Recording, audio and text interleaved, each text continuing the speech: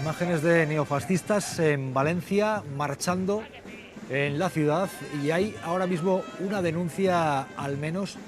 Miquel Ramos, cuéntanos, porque nos hacías llegar estas imágenes, ¿por qué y qué denuncia hay ahora mismo? Miquel, ¿cómo estás? Buenas tardes.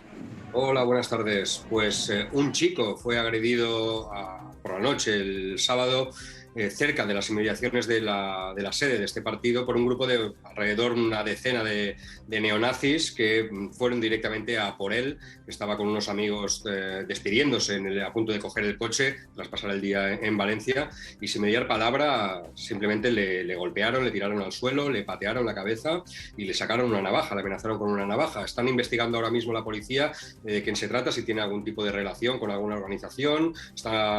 Varios vecinos han aportado vídeos que grabaron desde sus balcones y que gracias a estos vecinos que gritaron a los agresores, pues estos huyeron y el chico pues posiblemente pues se salvó de una más grande. ¿De qué grupo de fascistas estamos hablando, estos que se ven marchar por la ciudad de Valencia?